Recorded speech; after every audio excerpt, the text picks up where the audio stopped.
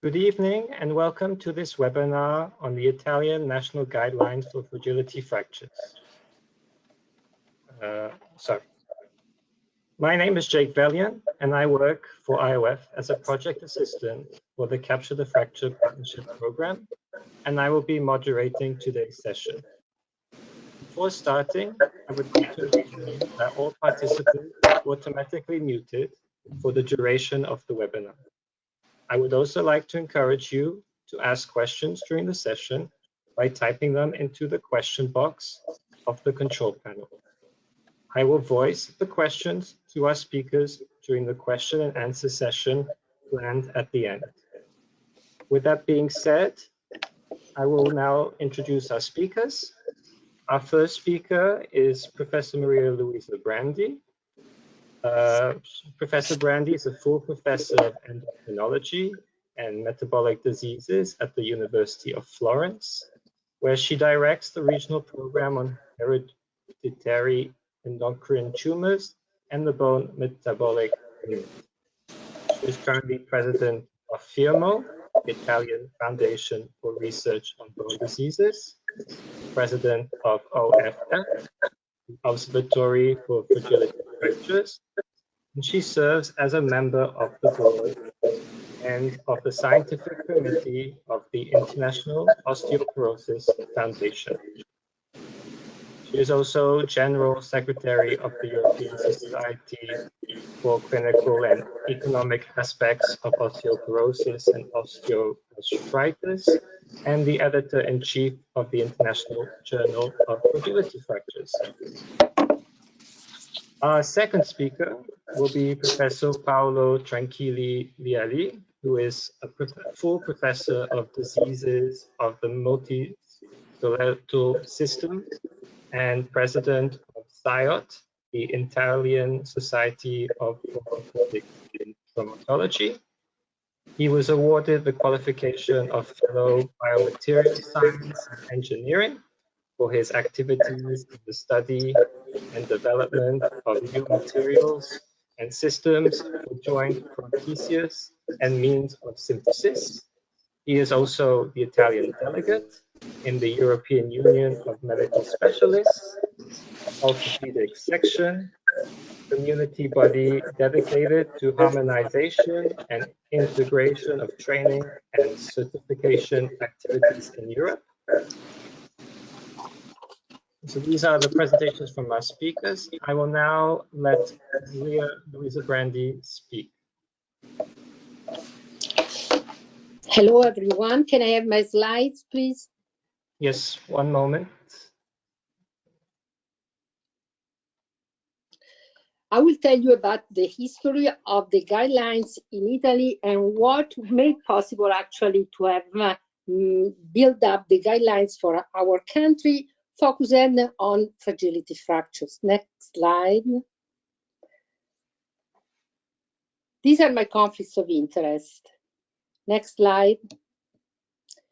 And the story initiated a few years ago. We were in 2018, before the lockdown, with a lot of enthusiasm. We decided to build up a coalition that would make possible to build up the guidelines. And the coalition was made of 18 patient associations, 7 scientific societies, and 2 professional orders. A true coalition that could make possible actually to get into this ambitious project. And for the first time, guidelines are really addressed to the fragility fractures patients. So it's the first time that we really build up a guideline fully dedicated to this team. Next slide.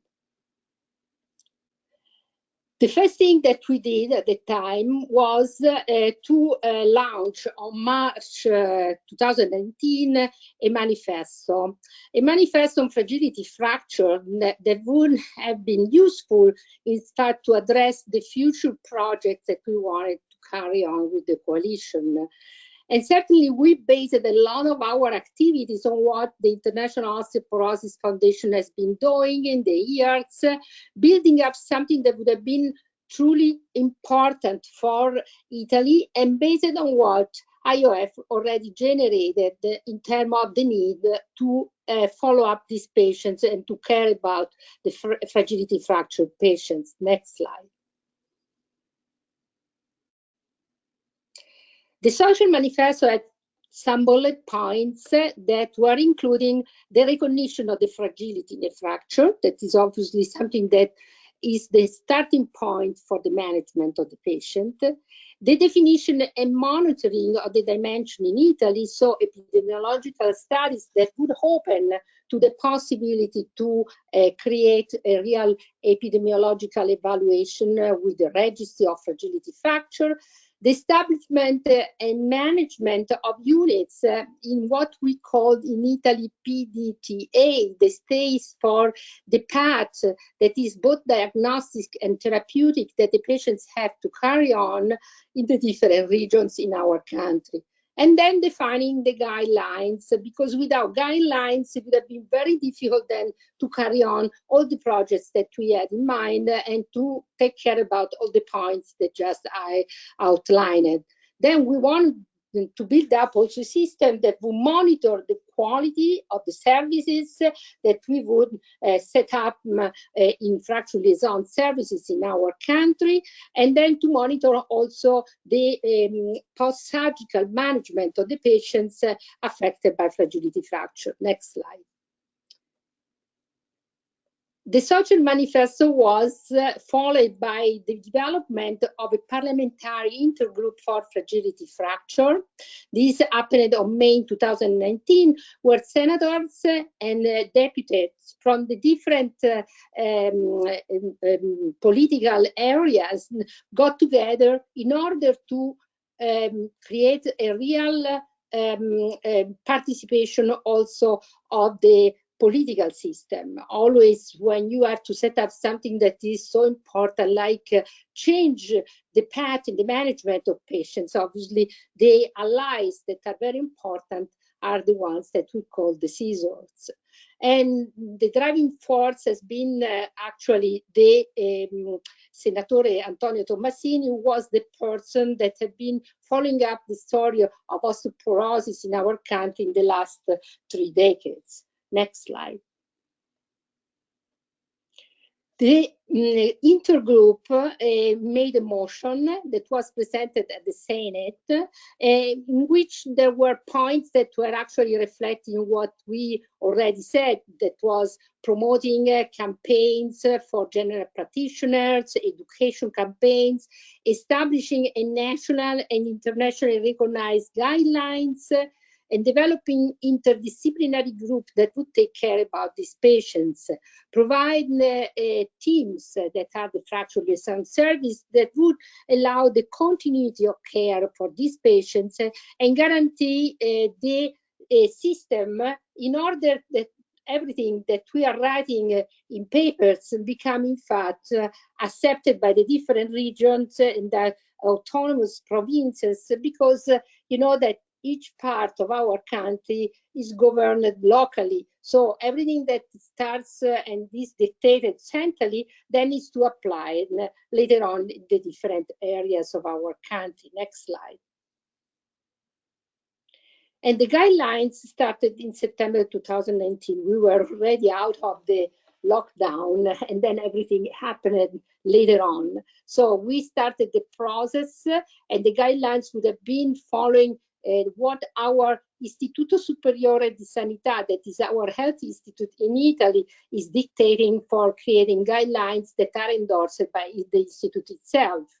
The frame coalition would have been behind this with its experts and experts that were called from outside. And the objective was to produce a document that would have been scientifically sound for sure, that would have been actually following what the Istituto Superiore di Sanità is telling us, and this would allow then to have this document included in the national guideline system. Next slide. This is the book that happened to be published in 2021 when it appeared in the website of the Institute. A big work, as you will see later on, that has been actually very well accepted by the Institute itself, and is becoming, I have to say, also a kind of template for future activities in this area. Next slide. The building up of guidelines implies to put together groups that are have different type of expertises. First of all, we needed to have a scientific technical committee, an evidence review, a panel of experts, stakeholders that we already fortunately put together before, a quality assurance team, and external auditors. All of this was put together by the University Bicocca in Milan under the leadership of Professor Gianni Corrao, that is an expert in this area and that has been working in different type of guidelines building. And so obviously we could really be guided by an expert in the field, because each one of us was good in terms of being an expert in osteoporosis and fragility fractures, but not very much in methodology. Next slide. And this brought to the methodology that was followed. In fact, we have in the guidelines that are over 1,000 pages with over 1,000 bibliographic citations. So a gigantic work that has been done by the group in the years.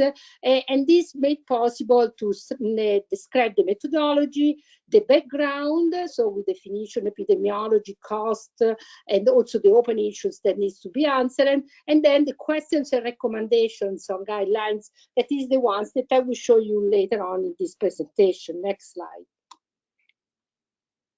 This is the working group, a very large working group that was including also patients' representatives and experts in different areas. So we had a multidisciplinary group. On top of this, what was the driving body was the Italian Society of Orthopedic Surgeons. What you call SIOT for us is CIOT.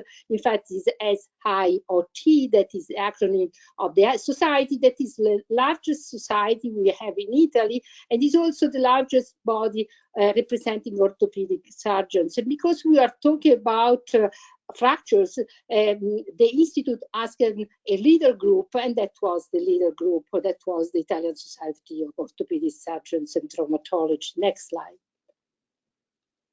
And this brought to the manuale, that is a real reference book that the Institute has been publishing, where we had to follow up which are the requirements, because in Italy guidelines, when endorsed by the Istituto Superiore di Sanità, then they become a law for Italy. So that means you have to follow these, because in any type also of legal issues, then the doctor has to respond why he or she didn't follow the guidelines. Next slide. And in the follow-up of the activities, we first of all have been focusing on the pre-existing systematic reviews that were available on fragility fractures. There was a cleanup in the different strata that made possible then to get up to 8 papers that were for us qualitatively our reference standard to confront everything we have been doing later on. Then there was the formulation of clinical questions, the summary of the evidence, the evaluation of the evidence, the implementation of the evidence to decision framework, and the formulation of recommendations. Next slide. The formulation of clinical questions was made taking in mind 3 points that were differential diagnosis of fragility fracture, risk stratification of fragility refracture, continuity of care for fragility refracture. So we are talking about fracture patients. That's not osteoporosis only. So we had to really build up a new way of looking at the problem. And then there were 6 questions answering to these 3 main points, and are the questions that we will read later on in the slides. Next slide. The evidence decision framework would facilitate the development of recommendations. And this because is the way to which we synthesize the results of the systematic reviews, each for each question that we pose. And we have to respect 8 dimensions in this evaluation: quality of evidence, priority of the problem, desirable or undesirable effects, values and preferences that different stakeholders attribute to the outcomes considered, economic resources needed, equity, acceptability, and feasibility. So the guidelines then become a document that can take care of different dimensions. And when there is something that should happen in a country, like taking care of fragility fractures, obviously all these different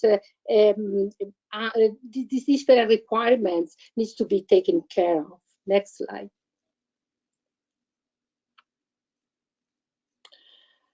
And then there was the formulation of recommendations, and the strength of recommendations followed the grade system.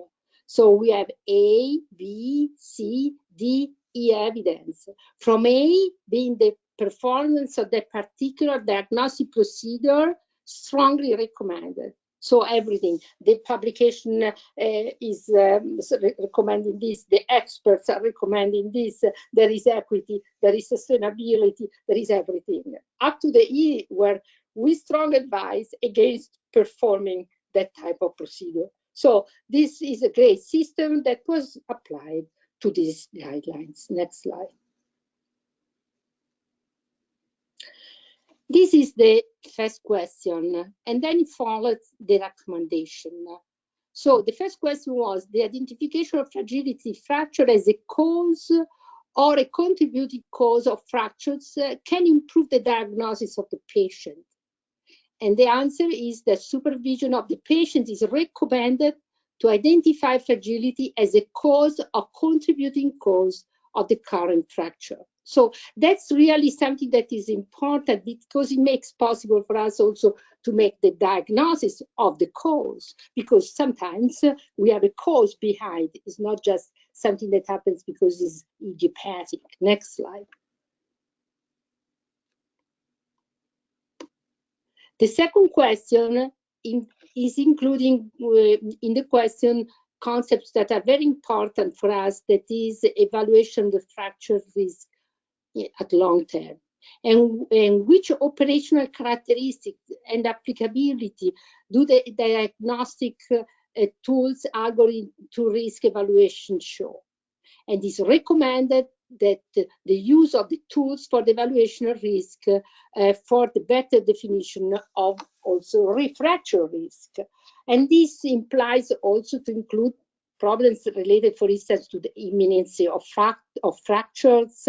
So, and certainly we have a story that needs to be clarified in our country, because not only FRAX is used, but other two fragility fracture evaluation systems.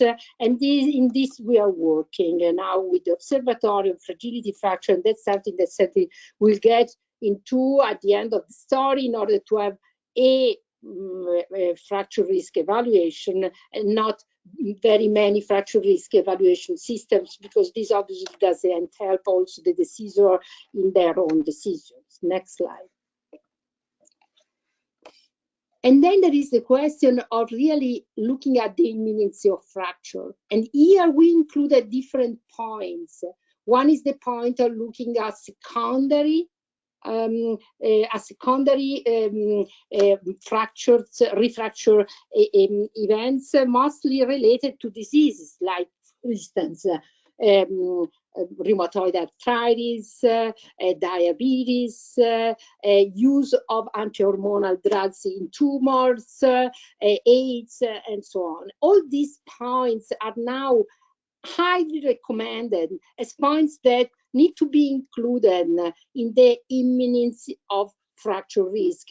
And we are working now with the observatory to build up a risk card that would help us in the future to say which one is the patient that has an imminent risk of fracture. On this, the Italy is working, and we hope in the future to have something that obviously will help the decisor also in suggesting the best management for these patients.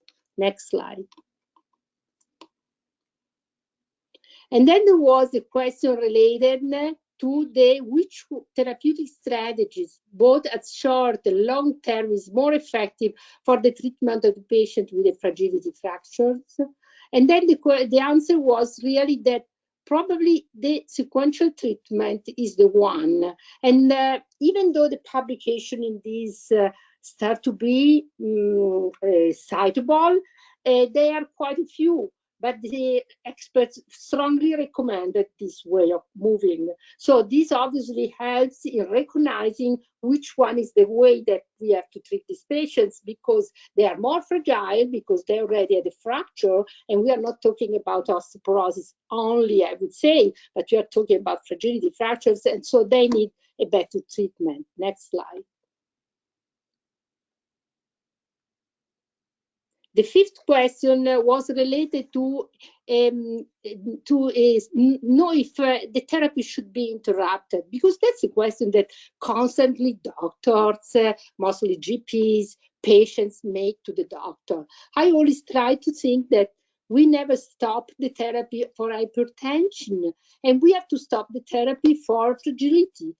Bone fragility is a disease, we would say, when there is already a fracture. We are not talking about a risk.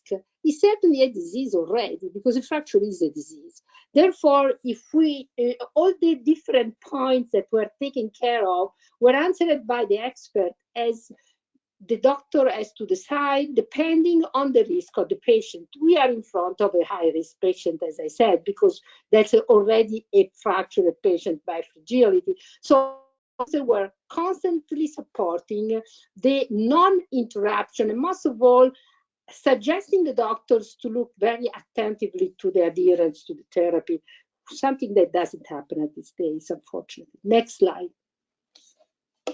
And then the last question, that is, we have always available a system to govern this. Do we have FLS, fracture, and these are needed? And everyone, and mostly based also on the publications and all the work that IOF has been doing in the years with the Capture and Fracture Initiative, and the numbers have been collected internationally, made possible for us strongly recommend the institution of fragility fracture teams, something that obviously we can call Fracture Liaison Service, as you like, fracture units. So something that is really taking care about the continuity of care after surgery of this patient or after any type of orthopedic surgery, or orthopedic intervention that the patient will undergo. Next slide. And how can we monitor the implementation of guidelines and assess their clinical economic impact? That's the point.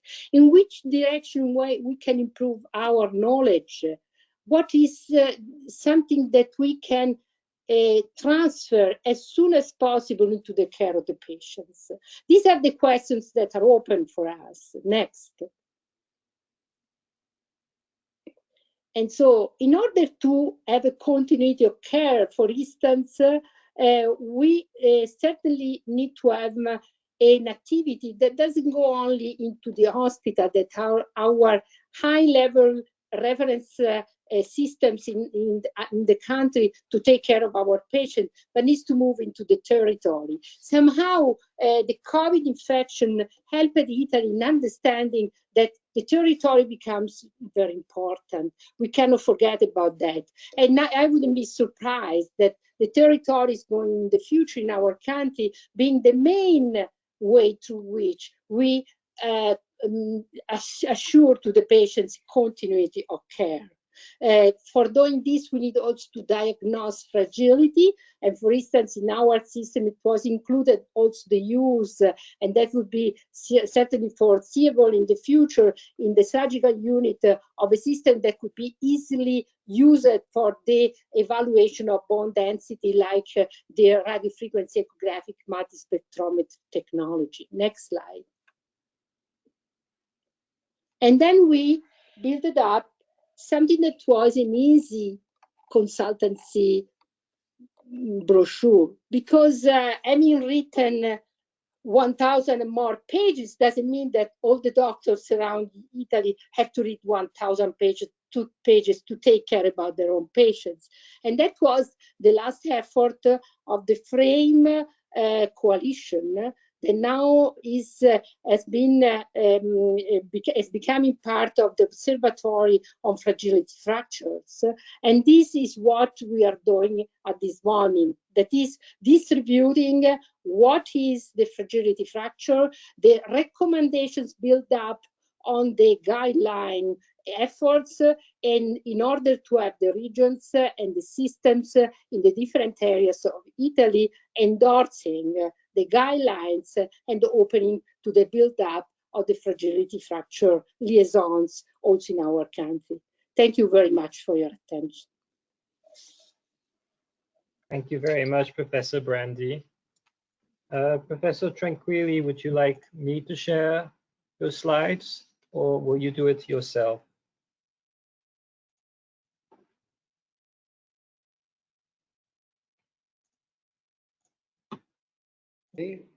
I could share my screen. Yes, please do.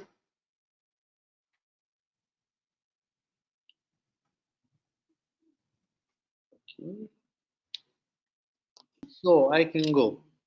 Fine. Hi, thanks to Jack, to Maria Luisa, all the people participating to this webinar.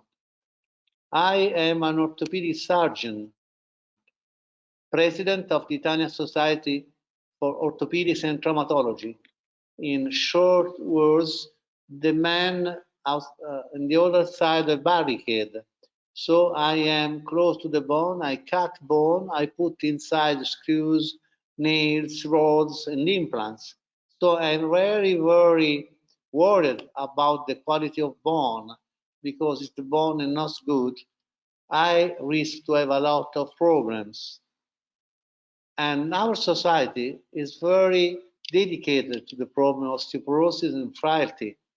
We have a very large group, including Luisa Brandi and Umberto Tarantino at Rome University, a lot of people, so-called bone doctors, that dedicate research and clinical applied research to the study of bone and osteoporosis.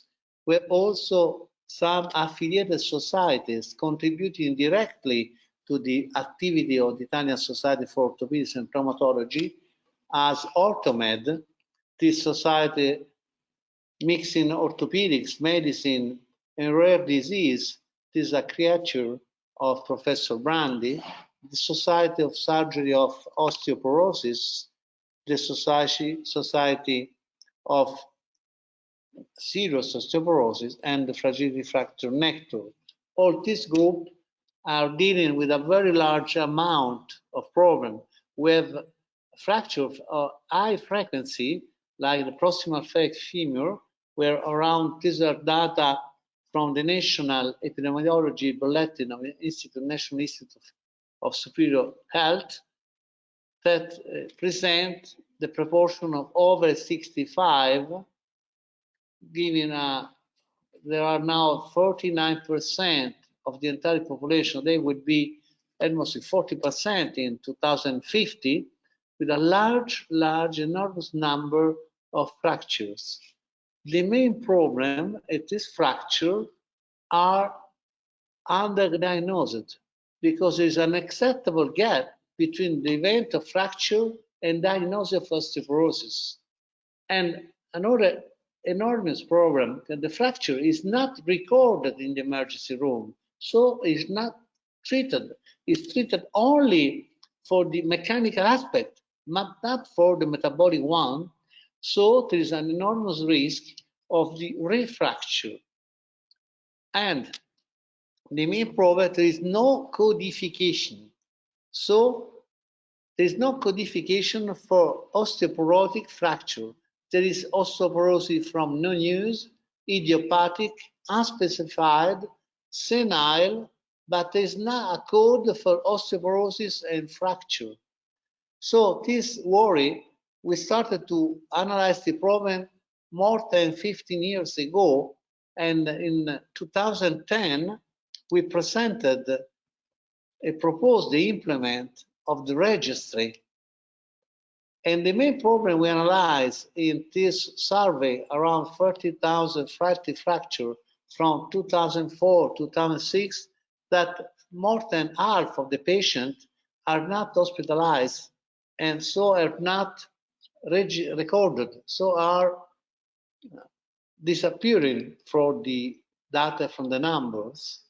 So our effort also develop a good clinical practice, mainly for surgeons, but in generally for general practitioner and all the other bone specialists, to characterize the definition of osteoporosis, state the clinical risk factor, underline the importance of fracture risk assessment, and underline also the main types of osteoporosis and all the possible instruments for diagnosis and the treatment. But there is a lack of knowledge. For this, we developed with a multi-society agreement and an interdisciplinary approach these guidelines on stratification risk and continuity of treatment in fragility fracture. There are the 6 recommendations, the importance, the clustering the patients and for recognized bone fragility. The second recommendation, importance to use a validated tool. The third recommendation, the importance to analyze the imminent risk factors. The fourth, treat the patient with high or imminent risk of fracture, either with sequential and continuous therapy. 5, monitoring and following the adherence. And 6, the Fracture Liaison Services. So this is in our viewpoint, the key solution is very important to control the adherence of the patient, because the main problem to the patients normally, because the fracture is like as diabetes, doesn't give osteoporosis a lot of clinical signs. There's not an hypertension, there is no headache, there is no fever, but there is a risk of fracture. So frequently the patient start the therapy and after few months they stop. So it's very important try to develop a system for implementing the guidelines. So going from the theory to practice to the real world, because we have good idea, good rules, but no one uses and applies them. So it's very important create a system monitoring all the steps of the fracture and treatment of the fracture. For this reason, also CIOT developed a pilot project of Fracture Liaison Service in Italy. So developed a panel of experts, an audit of a certification body, and we develop until now this national network. Currently, we have 20 centers that receive certification and have been accredited nationally for liaison following the patient after the fracture, during the treatment, and going home. So are follow in time. But in fact, 37 centers have completed the accreditation, but have not yet authorized from the health department. we know that we need at least 30 centers for having an international accreditation. So we have these difficulties to reach the full number of 37 centers. So until we are close to 100 centers on the national area, ready to be accredited, certified, but not till now not certified. And after we discuss a little bit why. Also, we also are deeply convinced it's more important the approach, the guardian angel, the importance to develop a bone care nurses specialized in following the patient, helping the patients, educating people to improve adherence and learn about additional supplements. In fact, we know that the refracture is an evidence, there is an effectiveness of the fracture liaison services in reduction the number of refracture. So is an evidence, scientific evidence, and also this obviously reduces the cost for the national health system until 80%, so not 0.0, so 80% of reduction of costs. There's a lot of literature and publication in this direction: reduction cost, reduction mortality, reduction of the risk of refracture. But the problem is that if the previous fracture is itself an important risk factor, if you see a fracture, we have first question, is this a fracture with osteoporosis, yes or no? If there is osteoporosis, we are facing an important risk factor for a refracture. And the lack of treatment is really, really dangerous. So how to reduce the risk? It's very important to increase and develop this fracture liaison service. We develop in Italy, but we think it's very important to reach an international shared model because, in fact, the problem of final accreditation are the fear of the director of the hospitals to spend money, the cost, because in any case, certification, accreditation of structure and people cost is a sum cost in dedicating personnel and structure to this activity. It's very important to explain to our politicians, our stakeholders, our decision-making people that we are not a vox clamantis in deserto, but we are presenting an international common problem so we can reduce costs with a wise treatment, appropriateness, and focusing on these two items, appropriateness and cost reduction. For my final remark, I wish to be able ask your help an international white book on fracture, clearly focusing of the importance of appropriateness of treatment and with the consequent result of a dramatic cost reduction. In this great crisis of health services all around the world and the lack of money and funding that we experience in these difficult times, we think that for being health moving and moving health, we need the support of all the friends around the world. Thanks for the attention.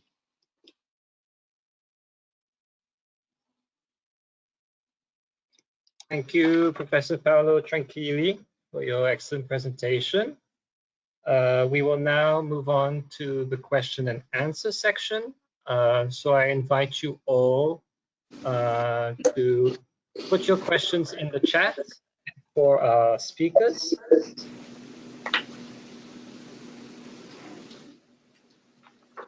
In the meantime, I have a question for you both. How has COVID-19 pandemic had an impact on the sustainability of FLS in Italy, and how has that impacted the guidelines? Can I try to answer first, and then Professor Tranquilli Leali can certainly follow up? Of course, Maria. Both of us mentioned about COVID pandemic during our presentations. The problems of the cost of the pandemic are just coming out now, because after the moment of the real emergency, everyone is looking for giving all the resources in order to overcome the pandemic. That's the first point. No one is really looking at cost, but then we have to make the final accounts, and the final accounts is that obviously a lot of money have been spent, and they are not the only ones. They are going to be spent also in the future. Resources are those, and we can enlarge the sheet. Is like a fixed sheet that we have available. So everything we should do, obviously in the future, should have an impact almost zero, if not a plus number to the system. But for fragility fractures, I think that we are in the good path, because we are spending too much. Traumatology centers are increasing all around the world, certainly in our country, and Professor Tranquilli Leali can tell you very clearly what happens today to the orthopedic surgeons. So why in one side we are spending so much for surgery, casting, or any type of intervention, on the other side we should spend much less in reducing even to half what we have seen today, that is going to increase in this next years, as you have very well explained in the scope report also for our country. So I believe that we are in the position of being quite convincing on saving money in the long term. In the very short term, there would be some attention more that should be given to the fractures. So COVID certainly reduces the amount of money, but we are in the position of saving money, not of spending money at the end. So that is a good position. However, we need to have a good listeners on the other side, because the problem when you are so busy with the pandemic and what's happening and what's going to happen in the future, we don't know. Certainly your attention is much more focused on that, and you are not a very good listener. So that's the reason for which we are moving now with the observatory and all the scientific societies and all the stakeholders as patient societies to convince the system. You know that we have the new elections in a few days. We have to wait after the election to know which ones will be our new listeners potentially, and we are working on that in order to see and to promote this all together, because like the coalition showed that working together it works. Working separately, as it happened in our country, where division is in the political system, because we have so many different regions and each one is doing differently. So it happens also in the scientific efforts. Each one is doing by his own in his own place. With the coalition, I believe that we are going to change, and we are going to be present with the new political system and the new representatives as soon as the elections end, and this is going to be a main point to be discussed with them. So, as I said, bad COVID pandemic, good on the other side, because I think that we can go there and telling them that we can save money, not spending money.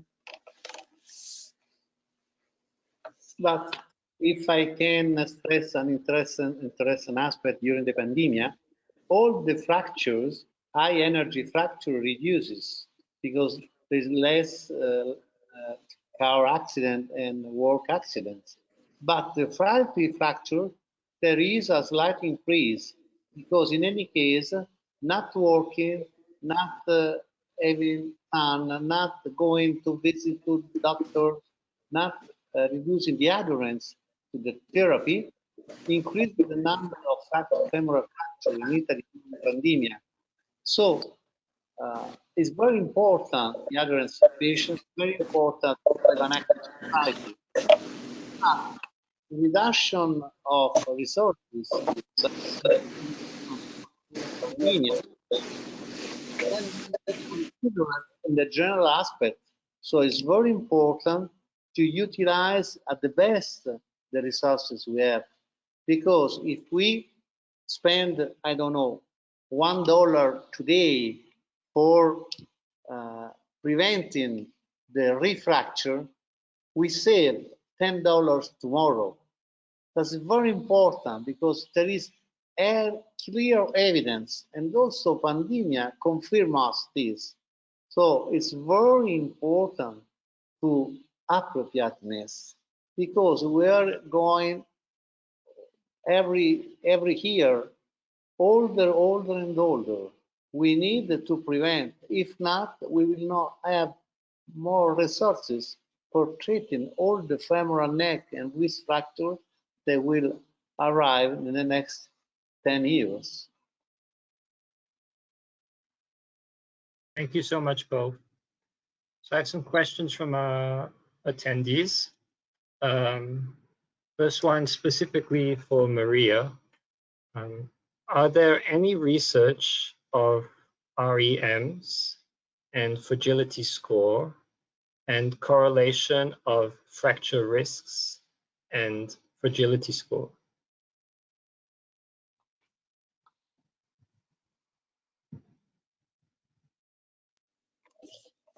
Certainly, there are efforts around the world to develop, and certainly in our country, to develop fragility scores based on a number of phenotypes. One of the phenotypes, for instance, is based on evaluation of the bone density and bone quality. So, and there are efforts in this direction also in our country to build up a fragility score that is based on the evaluation by densitometry or by REMS activities.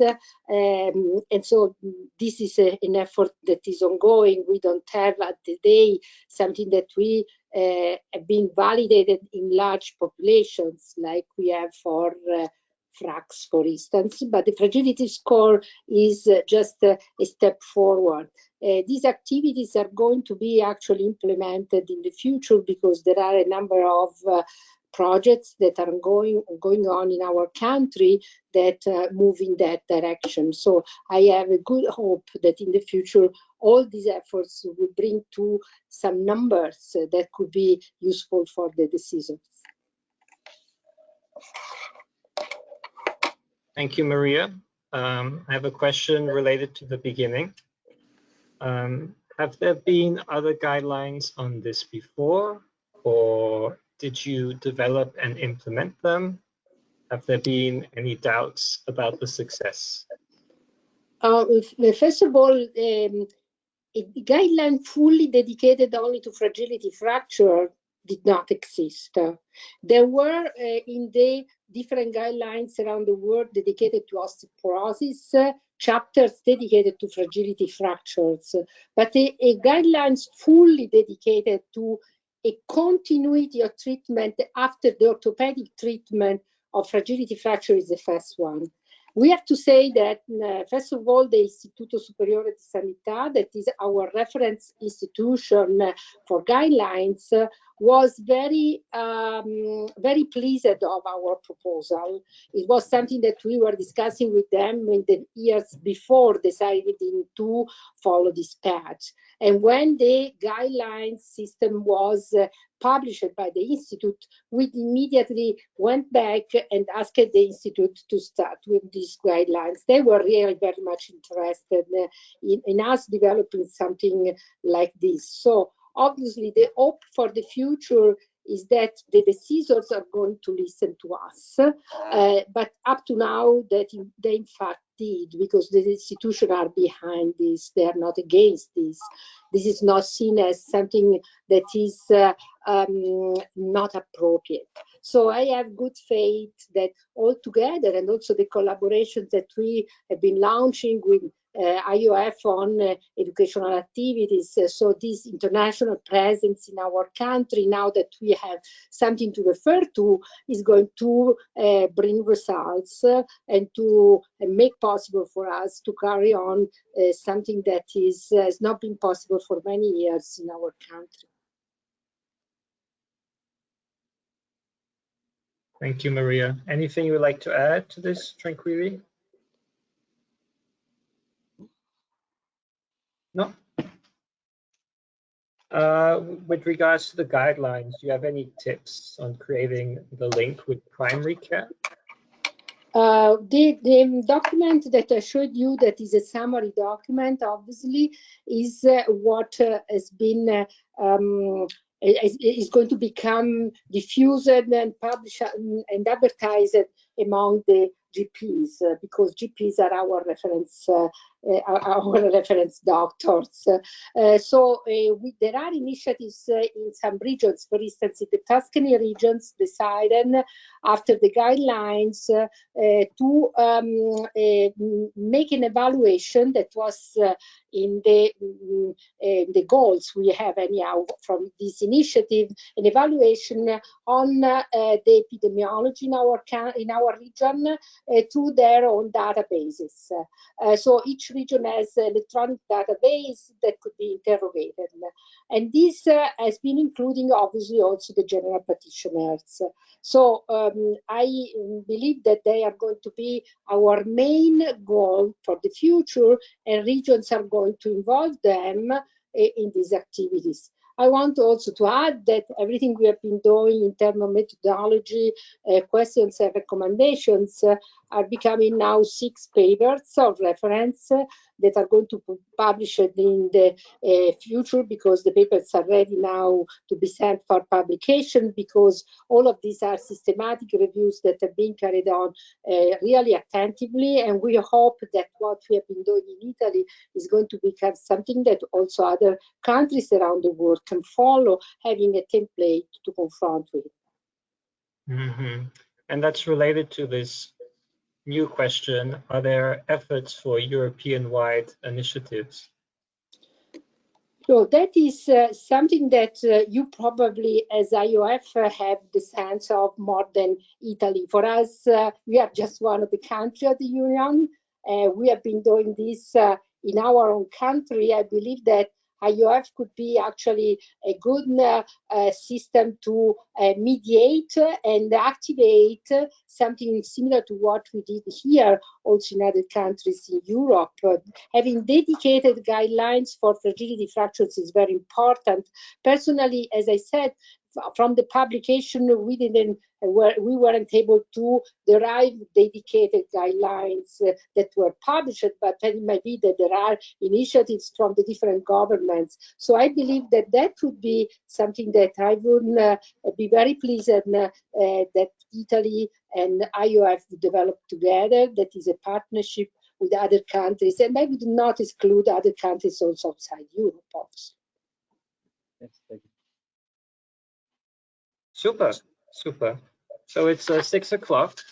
So I'm now going to close the question answer section. So I'd just like to say a few words. On behalf of IOF, I'd like to thank you for your participation to this webinar, and I hope you enjoyed this session.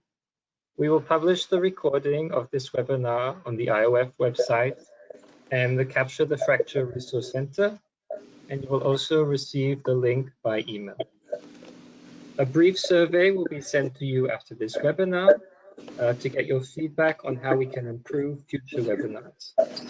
If you have any questions or comments, please don't hesitate to contact us by email at webinar@iofbonehealth.org. With that said, I'd like to thank both our speakers, Professor Maria Luisa Brandi and Professor Paolo Tranquilli Leali, for their outstanding presentations tonight, And once again, I thank you all for your participation. I wish you a good Okay. evening. Have a nice hour. Bye. Perfect moderation. Thanks. Bye You're all. welcome. Bye. Goodbye, everyone. Take care. Bye bye. Bye. Ciao Maria Luisa.